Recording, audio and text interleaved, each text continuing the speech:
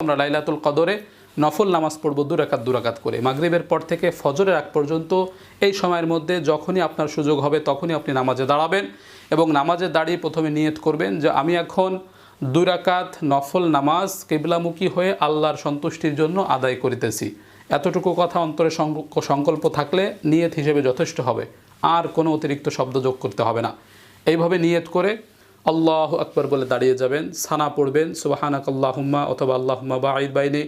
সানা পড়ার পরে আউযু বিল্লাহ বিসমিল্লাহ পড়ে আলহামদুলিল্লাহি রাব্বিল আলামিন সূরা ফাতিহা শেষ করার পরে বিসমিল্লাহ পড়বেন। বিসমিল্লাহ পড়ে যে কোনো একটা সূরা পড়বেন।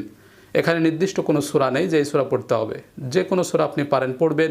প্রয়োজনে এক সূরা বারবার পড়বেন, প্রয়োজনে একাধিক সূরা প্রথম রাকাতেই পড়ে ফেলবেন, কোনো সমস্যা নেই।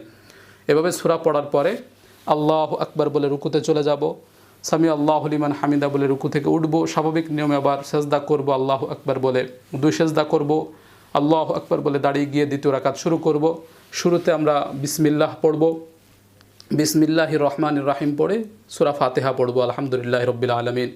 সূরা ফাতিহা শেষ করার পরে আবার বিসমিল্লাহ পড়ে যে কোনো একটা সূরা পড়ব, একাধিক সূরাও পড়তে পারি বা এক সূরা বারবারও পড়তে পারি। এভাবে সূরা পড়ে আবার আমরা আল্লাহু আকবার বলে রুকুতে চলে যাব, এরপরে সেজদা করব, 2 সেজদা করে বৈঠকে বসে যাব, তাশাহুদ পড়ব আত্তাহিয়াতু লিল্লাহি, এরপরে দুরূদ শরীফ পড়ব, এরপরে দোয়া মাসুরা পড়ব, এরপরে সালাম ফিরাবো, আসসালামু আলাইকুম রাহমাতুল্লাহ, আসসালামু আলাইকুম রাহমাতুল্লাহ।